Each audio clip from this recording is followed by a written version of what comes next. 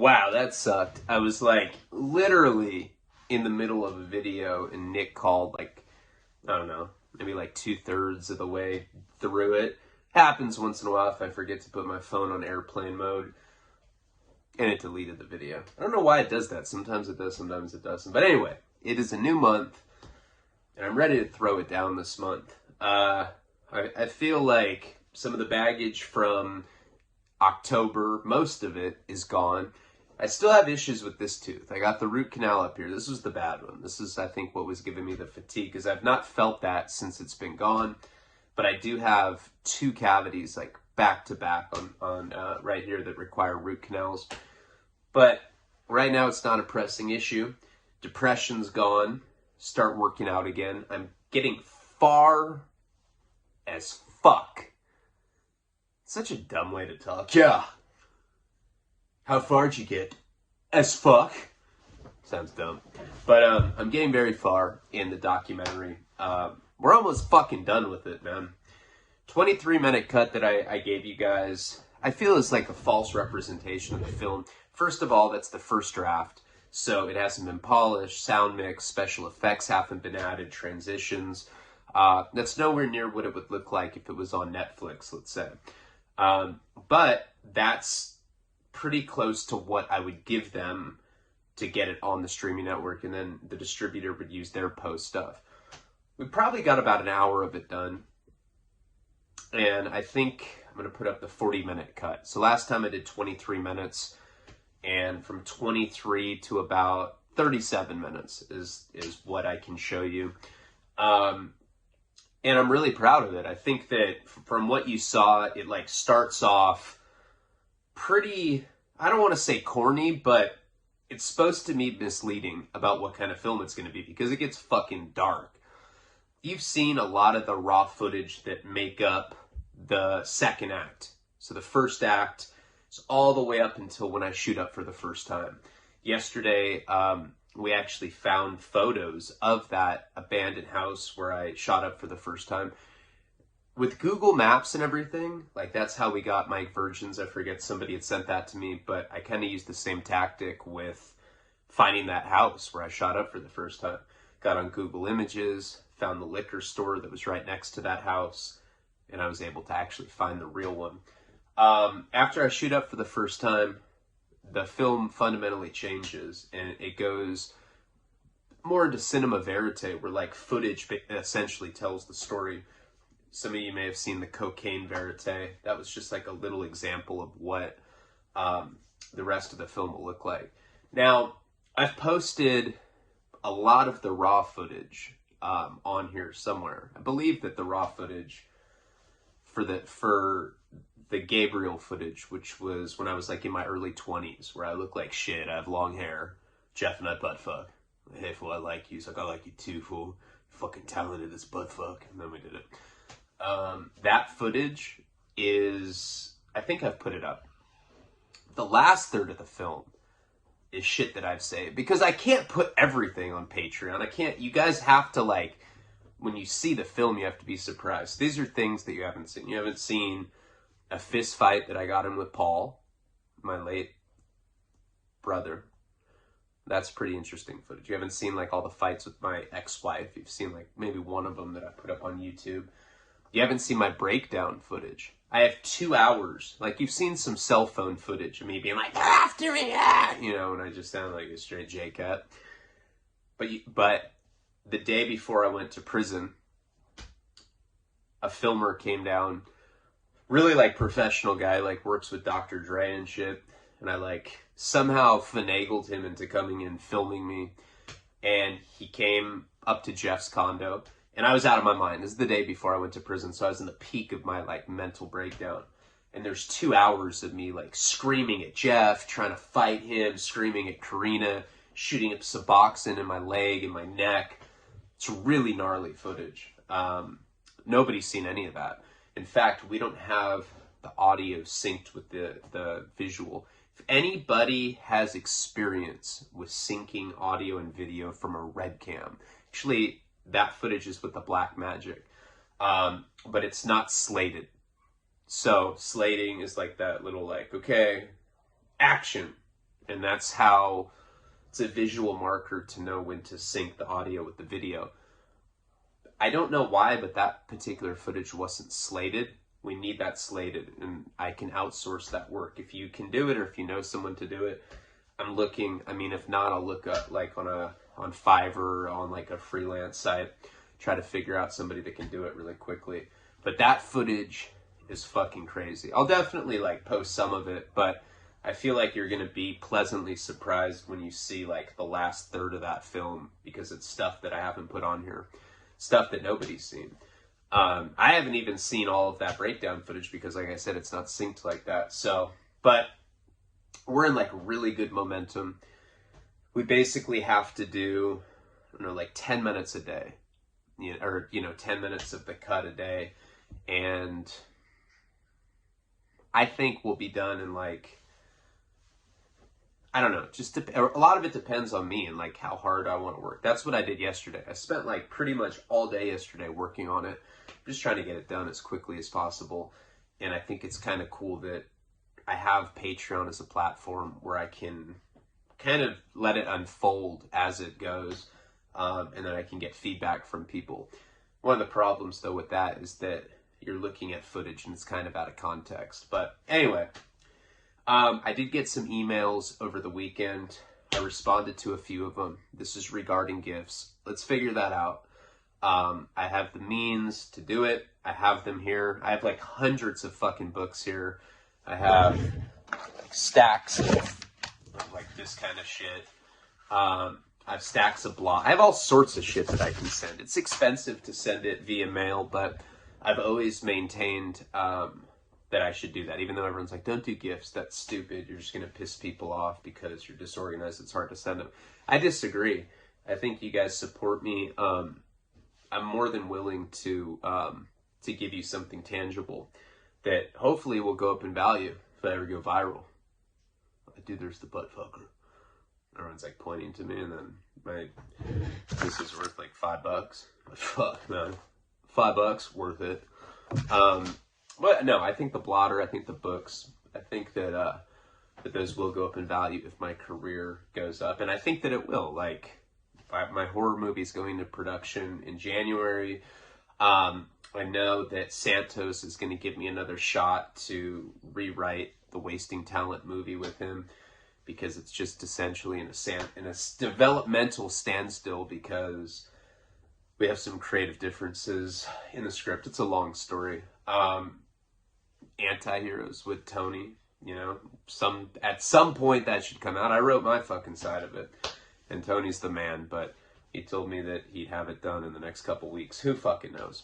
But the point is there's more, and then the Mickey Avalon books that I'm working on. Like, I work, and then the shit that I'm doing with Nick, it's just been like a lot of different creative projects. But that's why I feel that it's of value to give you guys gifts and to like show my appreciation. It's just trying to like figure out a system, and I still want to do a live where we can like kind of bounce some ideas off each other, and figure out what the most efficient way to do that is. Nico's freaking out.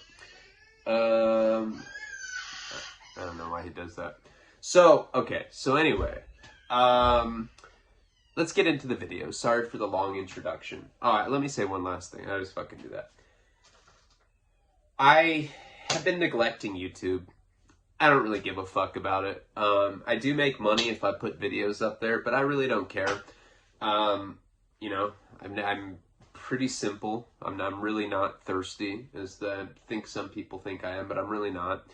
I don't know. I feel like you guys actually are supportive and actually are nicer. There's a few bad apples, but YouTube's pretty harsh, and I wanted to take a break, but I am going to come back to it.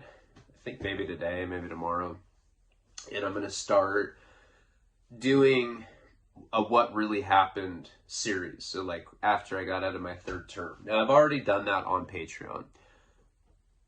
There's certain things that I don't want to talk about publicly. So I guess I'm going to present a censored version of that to YouTube. Same story, but I'm going to leave out certain things that I think maybe I shouldn't talk about. Namely, when I tried to go like get all that, when I tried to take those homeless guys up to that cannabis dispensary and like all that kind of stuff. I don't know if I should talk about that. I don't know. So just so you know, I will be putting those on Patreon, but I'm going to be putting some like censored version of that story up on YouTube. Let's get into the story. So this is going to be a what really happened, or $500,000 Redux. And what we had talked about last time, I'm working so hard not to go like waste time on videos recapping it. Like, I think you guys would prefer if the videos were shorter, but I didn't waste time rehashing the stories. I do that in my mind so I can just remember where I'm at. But basically, I had just gotten to my house in Santa Barbara after we'd gone to LA to pick up a kilo. I peed in that Taco Bell cup, and that girl Alana came with me to my house. She was being very like flirtatious. She was wasted. I think she was kind of like belligerent on heroin. You know, I mean, heroin for me makes me completely asexual. Like, I can't even get a boner. Chick's like, you want me to stick my middle finger up your ass? I'm like, fine. Smoke a cigarette too. She's like, okay. I'm like smoking, and she's just plugging my prostate. I'm like, I don't know. I don't feel nothing. She's like, I'm gonna keep trying. I'm like, all right, I'm gonna keep smoking.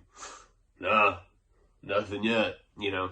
And I just become completely asexual. I told you, at one point in my heroin career, so when I got on methadone, I was with Jenny, and she was like 5 years older than me. And I never viewed her as a girlfriend. She was like more like a caregiver, literally. She'd be like scrubbing my shit stains off of my plaid boxers. I'd be like, hey babe. She's like, hey, just scrubbing your boxers.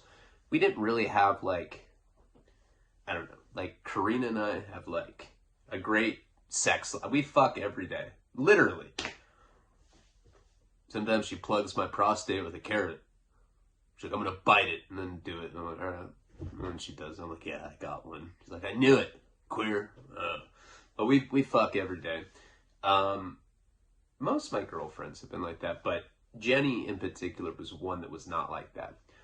When I got on, I mean, in the beginning we did, but as I got on heroin, my libido just went away. And it being in your early 20s, that's odd. Like, I didn't even beat off or anything. And then when I got on methadone, it just completely shut down the party. It's like, no way. You're not doing sex. You're just going to nod out all day. I was like, all right, I'll do that. And eventually one night, probably 2 years went by without me coming, which is like abnormal, you know? I started thinking about like committing mall massacres and shit. And then one night, somebody brought some crack over. Or I think I may have bought it at Radio Shack. I don't know. Whatever the case was, I smoked crack. As soon as I smoked crack, I got horny, and I went in the bathroom, and I jerked off. And I swear to God, it was like a white light experience. Like, it was very spiritual in nature. I started, like, I almost had, like, a seizure. Like, it was the weirdest shit ever. Like, I came, and it felt like, I don't know, my soul was being released from jail or something. Very odd way to put that, but it was really weird. But anyway, I say that to illustrate the fact that I don't know. When I'm on heroin, I don't get sexual.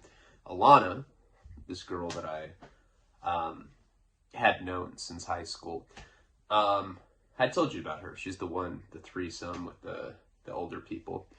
And we were platonic friends from high school all the way on. Like, our whole life, we were not really sexual together. Although, the first night I met her in high school, I don't know if I feel comfortable sharing this. We were at a beach. We were partying. And she was like a punk rock girl. Really cool, really funny, pretty, but she's one of those girls that was like, I'd become friends with her, so she become unsexualized to me. Like, I didn't look at her that way because she was like my homie. Be like getting a hand job from Jeff. I'm like, just do it. Don't be a fag, man. No, I mean, I don't know. I'd probably never be able to hang out with him again. Be weird as fuck. Then we'd like see each other at a restaurant. We'd both like just put our heads down real quick. But we were at this beach party and I had to pee and I was drunk as fuck. I was not good at holding my alcohol back then. And I was like, I gotta pee. Does anybody want to come with me? And she's like, I'll go with you. It's the first night I met her. It's probably like 14 or 15 or something. And I had no intention of hooking up with her. Now, not to say that I wasn't attracted to her back then. I mean, I was drunk. But I would have fucked Jeff. But come on, man. Fuck a hand job. Just do it. But we end up getting to this, I don't know, this like patch of ivy. We're at this beach called Hammond's. And above it, there's this cemetery. It's a very creepy setup. You know, and we get up to this like cemetery. And I take my dick out to pee. Now, there was like a slight gust of wind that came and kind of like massaged my cock. I don't know. It's really like how it felt. I just kind of felt like this cold air hit it and I got a boner. So what? And I'm like sitting there. Now, again, no intention to do anything like that with her. But I had this raging boner. I was like, fuck. And I couldn't pee. You know? Did you ever have that, like, for the men out there? You wake up with a boner and, like, sometimes you have to, like point it down at the toilet. And sometimes your boner's so fucking hardcore that the pee won't even come out, even if you want to. So, it was like that. It was the latter of that, right? Like, it couldn't even come out. So I told her, I said, hey, I was like, I got a boner. Will you help make it go away? And she's like, okay. It was like a porn, but no music came on. But she just got on her knees and she gave me a blowjob. And then we tried to have sex, but she was drunk, and so she started puking. And I was like, this feels pretty rapey. I'm cool. And so then we didn't have sex. So that was like the one and only time we had any sort of sexual interaction. She went on to like date a bunch of my friends. And I think that's what happened. Like, I have a lot of friends that are female that I think, like, all my guy friends find attractive. They're like, she's so hot, but I can't look at them that way because they've always been, like, my friends' chicks. And I don't have a lot of morals. I really don't. I don't have a lot of morals. But I've never fucked one of my homies' girlfriends. Never. Never done that. I've been in those situations quite a few times. I was like that with Paul one time, with his first girlfriend. But I've never done that, you know?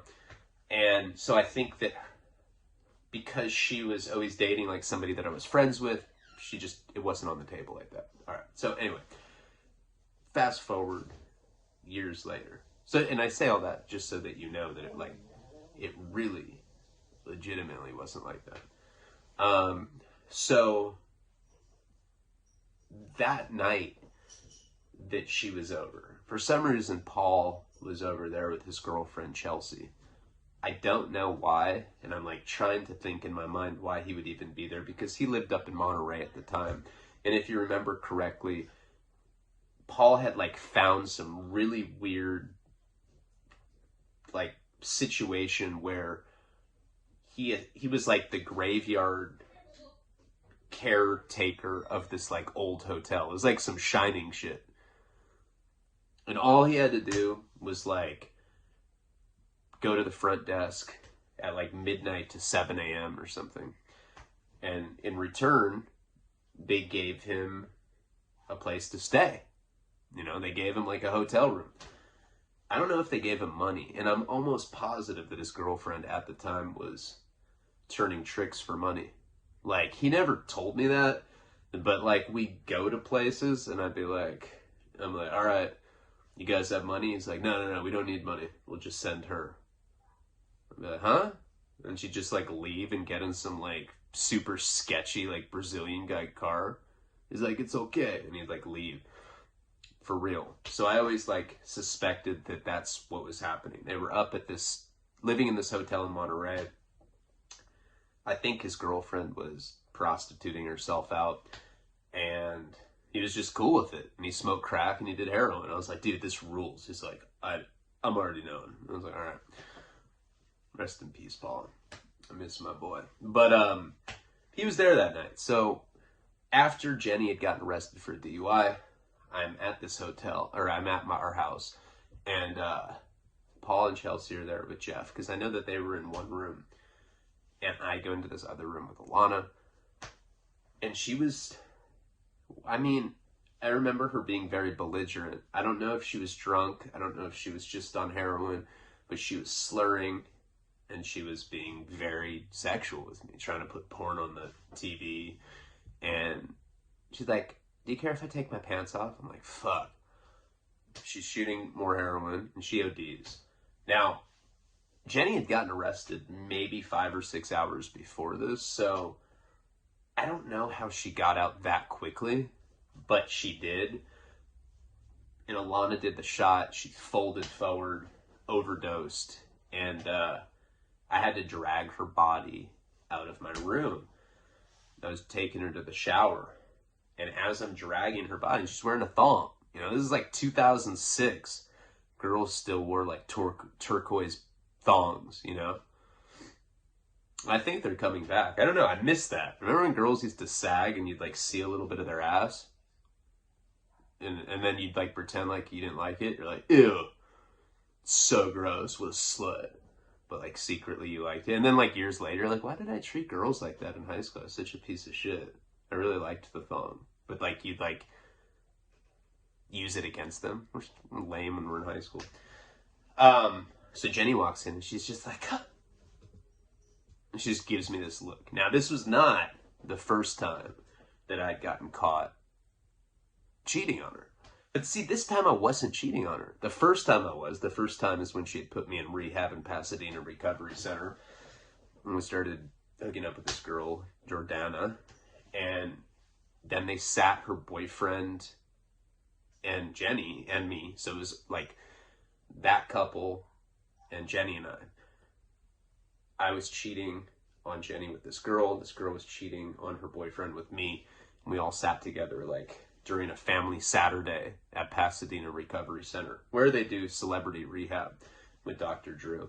And this black lesbian chick, not to be so directly stereotypical, but she came up and she's like, you know, that boy be fucking that girl behind y'all back. And Jenny, I'll never forget that, because she was legitimately hurt. And it bothered me. I mean, I have not been a cheater in all of my relationships. I don't cheat on Karina. I cheated on my ex-wife. You are such a drug addict. I cheated on her all the time. Like, she'd like yell at me. She'd be like, dude, fold your clothes. I'd be like, what? Don't talk to me like that. And I'd like leave and like get on back pages and go fuck a hooker. It was so gross. And then I'd come back just reeking. And she'd be like, you smell like hookers. I'd be like, oh, how do you smell like hookers? But like low-key, I knew that I did. I was like, oh my God, how does she know? What is, and then I'd like get all paranoid. I'd be like, maybe she is a hooker. And she was. Anyway, so I didn't cheat on Casey. I mean, I cheated on Jenny a few times. The first time was with that girl in rehab. And and then like shortly after that, I don't know if I had ever talked about this, but right after I cheated on Jenny, it was horrible. Like I remember going out in the hallway and you could just see the pain in her eyes. She was so upset that I'd done that. And she was crying. She's like, oh, why would you? And she had paid like 30 grand for me to get into this rehab. That's what a piece of shit I was. She paid 30 G's. I got there. This girl that I hooked up with, I mean, not to brag, but like, it was like a very unlikely thing.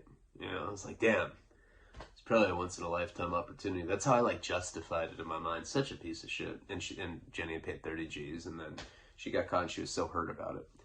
That was the first time.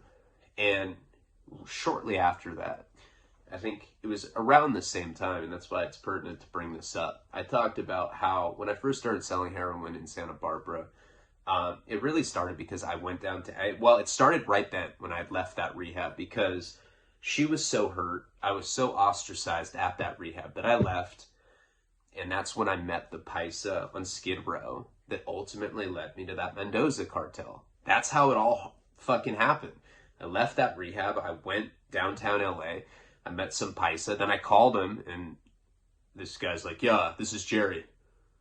Diablo's dead. I think his name was Diablo. And that's how it all started. And then later his wife, Diana, set me up. But right after that, I started pulling the money together. I know we talked about that in a recent video. And I guess like the first person I was really doing that for was Jacob, the same kid that had been selling drugs for me. He was a high school kid. He was selling Molly for me. And we made a lot of money together. But he grew up. I think he was like 18 or 19 at this point. And now he was into heroin. And I remember at that period, it may have been like right before SAS had found us. Remember when we were living in that hotel? Because I know for some reason we were staying at Jacob's house one night. We were sleeping on his floor. And we had a house at the time, so I'm trying to think why we would be doing that. But it doesn't really matter. That particular night, I passed out early. I don't think I've ever told you this. Jenny and I had been smoking DMT.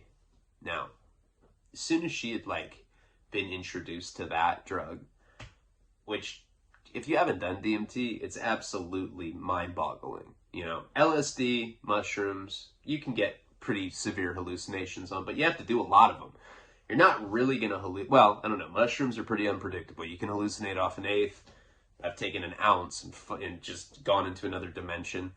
Acid, I think, 5, 6, 7 hits. Once you really start getting off the deep end, you'll have visual apparitions. DMT reliably transports you into another dimension. Literally, you're not even in the room anymore. It's fucking wild.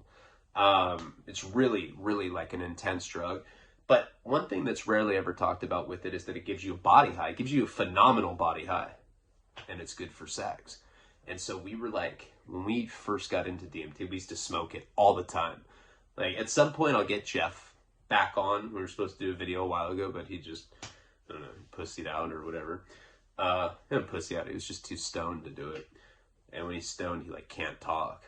He gets all narcoleptic, like we've talked about. But, ask Jeff. Ask him how much we used to smoke DMT. We used to smoke DMT literally like it was a crack habit. We would wake up and just take blast of DMT all day long. It was nuts. And it would give you this really good body high. You never hear people talk about it. You hear Joe Rogan talk about what it's like to be on DMT. If you haven't seen that already, check out Joe Rogan DMT. That's a great video. But nobody ever talks about the body high. It's phenomenal, and that's why we did it all day. So, one night we had been doing DMT, and we were staying at this guy Jacob's house. And I wake up in the middle of the night, and Jenny's gone. I remember, we were sleeping on sleeping bags on Jacob's floor. Pretty sure it was that when we were trying to, evade SAS. That's, why we were there. Because that's right when I started selling heroin. It was, right in the beginning of that. And she wasn't there. So I called her. And she didn't pick up. I called her phone, she didn't pick up. And I remember I did a big-ass shot of heroin. I went back to sleep. Woke up in the morning, and now she was back. And she's already hitting DMT. We used to smoke it out of crack pipes. We'd literally get a straight shooter, put Brillo in it, load it with DMT, and smoke it. And then she'd be like, you want me to lick your ass? I'd be like, yeah. She's like, all right. And she did say stuff like that. I don't know. She's passed away now, so I'll keep it respectful with her. But when I woke up that morning, she was back, and she's smoking DMT in a straight shooter. And I was like, hey, where were you last night? She's like, oh, Andy called me, and I went over to his house, and then he asked me to get naked, and I did. I was like, what? The fuck? Now remember, I just cheated on her with Jordana. I was like, what are you talking about? She's like, yeah, I don't know. I went to Andy's, and he just told me to take my clothes off. And I did. I was like, did you fuck him? And she's like, I don't know. I'm like, what do you mean you don't know? She's like, I don't know, I was high. I want to go back to sleep. And she just hit DMT and she like passes back out. And I was like shaking her awake. And I used to be the most jealous guy ever. Probably because my dick's that big. When your dick's that big, you know that you just suck. That's why I read like an entire book on how to perform oral sex on a dude and a chick at the same time. No, I read the Cunnilinguist Bible, and every man, every bisexual woman, every lesbian should read that, because when you have a small dick, you have to compensate somehow. But anyway, that led to my insecurities, and so I used to just be this jealous, rageful piece of shit. I was that guy. Don't wear makeup, bitch! No, it wasn't that bad, but just really insecure, and I would get triggered very easily, like, I don't know. I'm not like that with her. I don't know. I guess I just know that I'm in a really healthy relationship with Corinne. I don't know. It's weird. I mean, we bicker like any couple, but I love her. I mean, probably because she gave me a child, you know. And I mean, I can't stay long with her for very long. And same, she can't really stay mad at me for very long either. Man, like, if she's really mad, I'll just take my pants off and like spread my ass cheeks and show my ass. I'll be like, what? Wait, trying to butt fuck? And she'll just start laughing. She's like, you're just being Ryan. So we got that thing going on. But back then, I wasn't like that. I started shaking her, and I was very upset about this shit. Wouldn't you be? I was. And she basically told me she fucked this guy, Andy. And this guy, Andy, was friends with that big coke dealer that I talked about, who I guess used to be like a football star. And he'd keep like some folded newspaper article about like his glory high school football days. And like people, like legend had it that he'd always be like in the corner all coked out reading this folded newspaper article about him. Probably in like the local paper. I don't even know. But this was that guy's homie. This is the same guy. And this guy was a gun dealer. That's what he, like, he sold cocaine and he sold guns. And, you know, him and I had become, well, here's Nico trying to get me. Him and I had become pretty close right off the bat because he was basically that coke dealer's road dog. And he sold coke and he sold guns. I remember right after I'd met him initially, I went over to his house. And, because I had Quaaludes, and I was selling him Quaaludes, and he was like so stoked on it. He gave me some really good deal for it. I forget what it was, but he traded me cocaine for it. And then eventually sold me that 32 Cobra, the one that's in the videos from the Gabriel footage back when I was like in my early 20s. That's the same gun that I put in Jeff's mouth after he had stolen weed from me. That's when we had like our big falling out. That's where I got that gun, was from this guy. And at one point he had burned coke. Like, I guess he used to cook coke into crack. This guy had a grill. Young Jeezy kind of dude, you know, that guy, probably from Florida or something. He was cooking crack one time, and the shit turned completely pitch black. Like all this powder just went black. This is right after I'd met him. Pretty sure he'd already sold me the gun. Yeah, he had. He had sold me the gun. So I already had got the gun off him, and he called me, and he's like, hey, man, I was cooking up some crack, and it went black. I was like, I don't think that's normal. I was like, what? Black crack is completely normal. I thought all crack was black. He's like, no, man. He's like, this stuff it's burnt. Like, he burned the crack somehow. So obviously there was some cut in it that was, I guess, volatile. And when the heat from cooking the Coke and baking soda was applied to it, somehow it burned into this black stuff. So anyway, so he ended up giving it to me.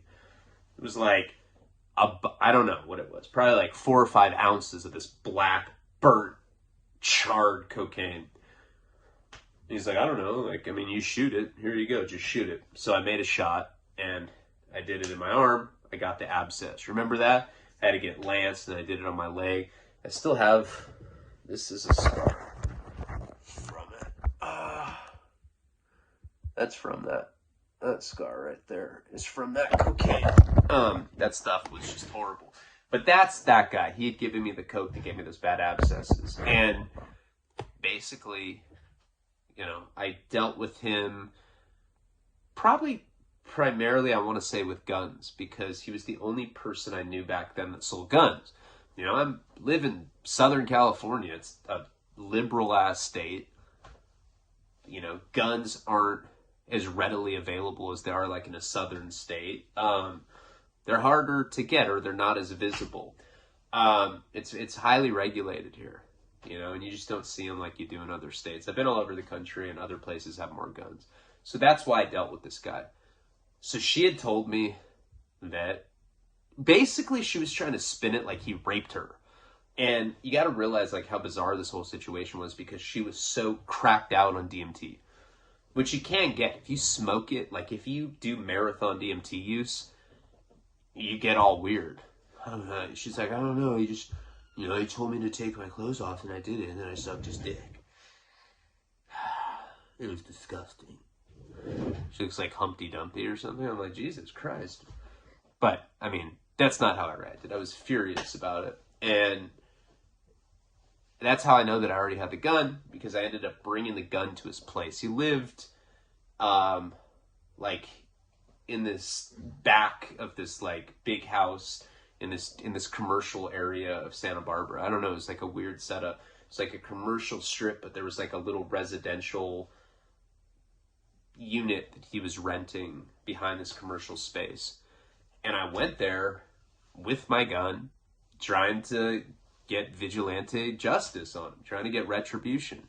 And you know, I called him. I was like, I got a fucking gun. You fucked my girlfriend, you piece of shit. And I called his friend, the coke dealer, the guy with the newspaper, and told him that I was trying to get his ass. And I could just tell when I said it over the phone to this guy, the coke dealer guy, like he was like kind of laughing about it. He's like, man, he's like, Andy wouldn't do that, bro.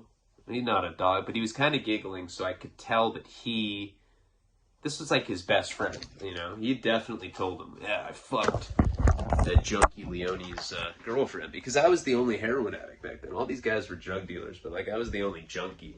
So these guys kind of looked down on me for that fact. So I tell you all this backstory with Jenny and with me and with cheating, so that you know that when this had happened, when she had gotten the DUI because of the kilo of heroin, and when I pissed in the cup and like put it in the drink holder and I got away with it.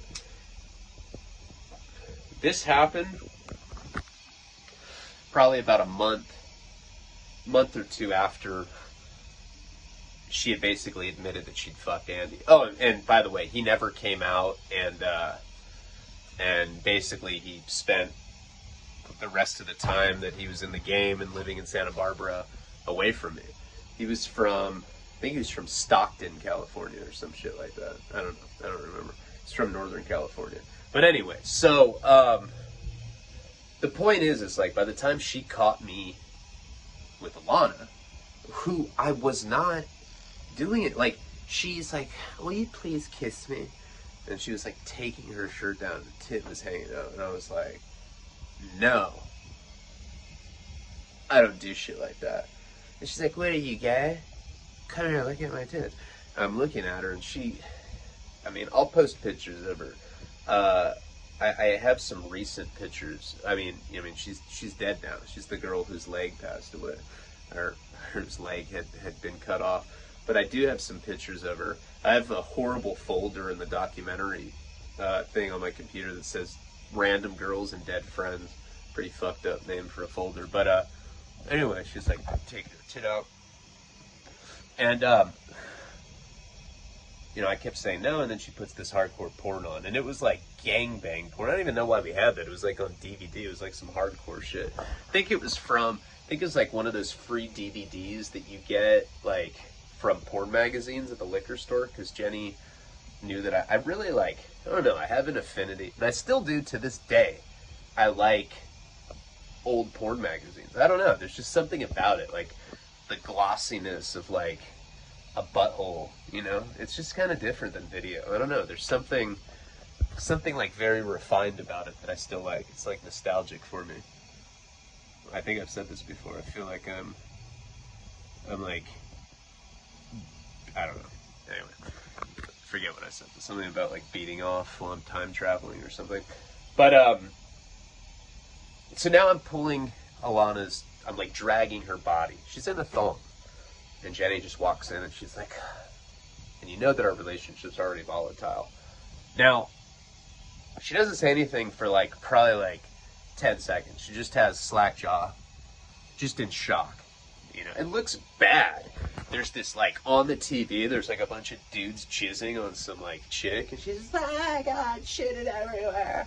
And then I'm like dragging this listless, junky friend of mine's body, who, by the way, Jenny, like, this girl would always go to LA with us. And she'd always like, she'd like tag along, and she'd always be like, fuck, I am horny right now. And for some reason, I told you, Jenny liked girls too, but for some reason, she was always jealous of Alana. I don't know why. I never told her about the dick sucking thing in high school. I felt like it didn't matter. I mean, it didn't mean anything. It was like 15, and legitimately it was for a reason. I had a boner, I couldn't pee. Dysfunctional sexual experience. Finally, she starts screaming after about 10 seconds of not saying anything. And she's like, I can't believe you, you're such a piece of shit. I go to jail for 5 hours, and you're already fucking somebody else to gangbang porn. Well, like, she's screaming this now, but remember that porn star Courtney, she comes out now. And she's like, oh my god, what's going on? She starts yelling at Jenny. She's like, you probably fucked him too, slut. So then they start fighting. Courtney and Jenny start getting into like a fist fight. Literally, they start getting into like a cat fight. Now, mind you, the whole time I'm dragging Alana. Now Paul's running out. It's like, what happened? I'm like, I don't know. She went out. So we're bringing her into the bathroom as Courtney and Jenny are fighting like in the doorway. Like she's like tugging her hair. It was wild, and Jenny could fight. She had hands on her. Like, I'll say that. She could throw down for the girl. And, like, I'm just trying to ignore them because I'm dragging her into the bathroom. I'm trying to, like, you know, I'm putting cold water on her. I'm slapping her in the face. She's, like, barely, like, coming to. And, like, at this point, Jenny, see, I couldn't really see what happened with Jenny and Courtney. I know that they were fighting. Courtney was all, like, scratched up. She had, like, claw marks on her face. They stopped fighting on their own. And they both come into the bathroom. They're kind of like standing over me, and I'm looking at them, and both of them look like they just got in the scrap. And I'm kind of like slapping Alana, got the cold water on her. And she's like, you know, she like barely her eyes start fluttering up, and she's like, please kiss me. And she like puts her lips up to me. And Jenny just runs up to her and puts her fucking hands around her throat and starts like shaking her. What's ironic about that, because she was mad. This is after she had fought that chick, Courtney, who is the porn star that I like, you know, took from that dude that was like beating her, and then Sass said that he was basically going to come try to find me now. What was ironic about the whole thing is that when Jenny started strangling, she literally like did a Bart Simpson choke on Alana. She's like, you fucking whore! Get your own fucking man! And Paul's just, I don't even think he was saying anything. I think he was just tripped out because it was just such a dramatic situation. And I don't even think he was living there long term. He was probably just staying there for like the night, and this is the kind of shit that's going down. He's like, God, Ryan, just constant drama with you, man. And the irony, though, is that when Jenny was strangling Alana, that's what got her to come back. You know, she was already kind of fluttering, like, you kiss me, and like trying to kiss me. But once she started choking her, she literally comes out of it. And so now she's kind of like laying in that bathtub that we had. I mean, it's like a bathtub shower. You know, it was one of those. It had a curtain on it. And so Alana kind of just lays down in the bathtub, and I just keep the hot water on her. Her hair's like in her face. Mascara's running down, because she was like a punk rock girl that would wear like a bunch of like eccentric colorful makeup, and it was just kind of like falling down her face and like this waterfall collage of makeup. And Jenny stormed out of there, you know, and then I'm just looking at Courtney. Courtney's got this like claw mark on her face, and Alana's in the bathtub, And I think Paul, his girlfriend, and Jeff kind of went back into Jeff's room and just shut the door there. I don't know what they were doing there. They're probably just doing drugs, and they didn't want to be around all the drama. So now Jenny leaves. I have no idea where Jenny's going. And remember I told you that my whole plan was, I basically, after having that one situation with SAS where I had to go up to Pismo and take 20,000 Oxycontins, you got to realize, like, at that point in my life, I was selling,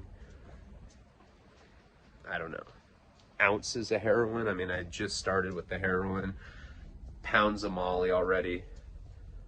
This is the kind of stuff where, like, if I got caught for, by the feds, maybe I'd get like 10 years if I got caught with the Molly. If I got caught with a pound of heroin, 10 years. 20,000 Oxycontins, that's the kind of shit where you start talking about getting a life sentence. Where do you even get 20,000 Oxycontins? To this day, I don't know where he got those from. But it was the kind of thing that was, like he had said originally when he pitched it to me, high risk. So my whole plan was, I was friends with Alana, I was friends with Courtney, I was friends with a bunch of strippers that I'd gone to high school with. I was friends with enough girls that were down for the cause to start a porn company, and I knew girls that were making money with it. But Jenny was kind of like always I don't know, she was kind of like my rock of stability at that point. I mean, I was so out of control. I was smoking crack all the time. She was smoking DMT all the time. She was into crack as well at that point. But she was kind of like the person that made the better business decisions. I was like the networker, I had the gift of gab, but she had the brain. She had like the mathematical mind that was required to sell drugs, and that was required on like a bigger level like that, and that was required to start companies. She had really helped me with all the stuff that I was doing for Spike TV. But when she left, I'm not going to say that like the idea fell apart, but she was pretty much like trying to lay down the vision of it. And it's not that I'm not a visionary, because I consider myself one, but I was so fucking strung out at that point. I don't think I was capable of doing it without her. So what happened in the days following that is, after that kilo was distributed, so this probably, I don't know, she was gone for a while. She was gone for, I don't know, maybe a week or two. I don't really remember. It was a while though. Whatever the case was, I know that my whole like porn idea just started like going away. Courtney was mad that they had gotten in a fight like that, because Jenny really attacked her for no reason. That was just kind of like in a fit of rage because she was mad about Alana. But what had happened is, like, we ran out of heroin at that point, and I went down to LA to score again. I forget what I got, but it was a lot, and it was in those multicolored balloons that I posted pictures of. This is like right in this weird like period where I'm waiting for the next instructions from SAS, which was high risk. Like the 20,000 Oxycontins, I didn't really feel comfortable doing that. So I was trying to like make my own money, and I think that's also one of the reasons why I like got into selling heroin in the first place, is because I didn't want to be owned by him. And that's pretty much the position that I was in at that point. And I knew he was going to keep making me dance like a fucking puppet for him and make decision or do things that were ultimately bad decisions. I mean, in retrospect, the fact that I was even driving around with 20,000 Oxycontins is just out of control. It's literally you're driving around with a life sentence. That's just as bad as driving around with a dead body in your car. It's the same fucking thing. Seriously, 20,000 oxys is a big deal. And he was going to keep making me do stuff like that. So, porn thing was kind of on hold. Jenny was gone, and I was a wreck without her. She was like I said, she was my stability. Alana kind of moved in at that point. Her and Courtney would sleep in my bed, but we weren't doing anything like that. Like I said, like I was so strung out at the time my libido was just completely fucked, you know? But still, regardless, I don't know if Jenny was in contact with Jeff during that period, and she left and I couldn't get a hold of her. I didn't know where she had gone. I assumed she probably went to her mom's house, or maybe she was staying with her sister who lived in town. Maybe she's staying with her brother who lived in Colorado at that point. But whatever the case, there was a period, I don't know, maybe a week where we weren't talking. And at that time, I had gone with Alana down to LA again to score. And we got these multicolored balloons, which I was talking about before. And I don't know what we got, but it's probably like 1,000 of these balloons or something. We get back to Santa Barbara, and when we were down there, we'd done a shot with Jerry, you know, with the connection. We did a shot at his house, and we got loaded, so we didn't have to do another one. Santa Barbara to LA is like an hour and a half. We got all the balloons. I forget what that cost. I think it was like probably like $5,000 for that. And maybe more. Might have been like 10,000. I don't know. Whatever the case, we had like probably 1,000 balloons. When we got back to Santa Barbara, we went to go do another shot. And like, of course, everybody's waiting for it. When we get back to the house, Jeff is like, you know, he's dope sick and he wants to do a shot. So I give him a balloon, bites it open, pours it in the spoon, cooks it up. And he's like, dude, I don't feel anything. Now, this had happened to us one other time before. I do a shot, don't feel anything. Alana does one. Now we put like 3 or 4 of these things, you know, in the spoon, cook it, nothing happens. And what had happened is back then, the kind of heroin that we were getting was like brown powdered heroin. The way that it was processed, what they would do with it is they would get heroin. Black tar heroin comes in like big black globs of tar, right?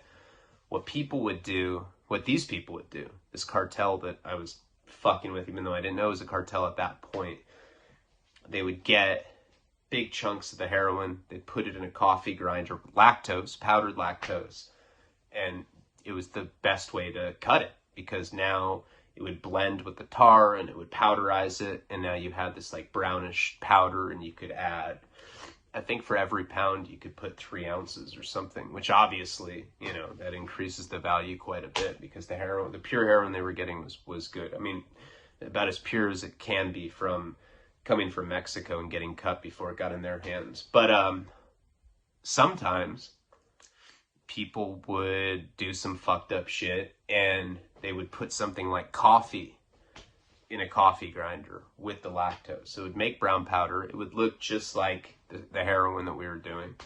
There's no heroin in it. So we basically had 1,000 balloons of bunk heroin, and we were dying. We were not able to get heroin. It was one of those times. Now, I told the story in the other video about a similar time where we'd gotten bunk heroin, and all day we tried to get stuff. We couldn't, and what ended up happening is like we got like 3 oxys. I did 2 of them, and it didn't even get me well. This particular time, we couldn't get anything from anyone. You know, it was the kind of thing where we would call people. They said that they could get it. At that point, even though I was like relatively new to selling heroin in Santa Barbara, I was bringing the most weight there, for sure. There was nobody else that had weight like that. And because I was not having to rely on other people to sell it to me, I didn't even have connections to get it. Now, I knew other junkies, but nobody else was able to get it. Everybody was getting it from me. Santa Barbara's not that big of a town. It's like 1 million people or something. I mean, it's not that big. I know that sounds like a lot, but maybe it's less than 500,000. I don't know. It's not that many, though. And I remember, like, it got to a point where we kept getting the runaround. Like, all day, people are telling us that they can get something, just hang tight. What we should have done is get in the car, driven down to LA, gone to Skid Row, and scored.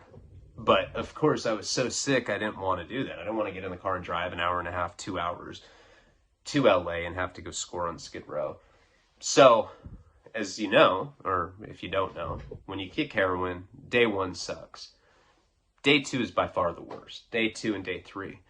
And what happened is we kept getting the runaround, so we got pushed into day 2.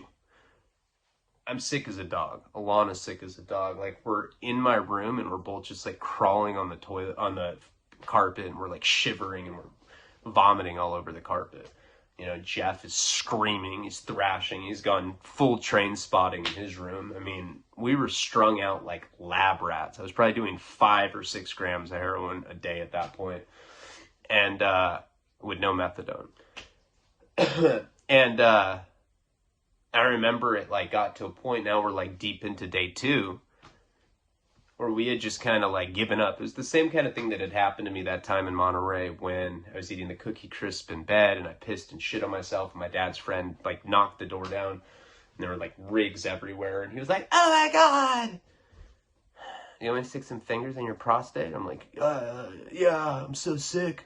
I don't even care, man. I just want to feel something.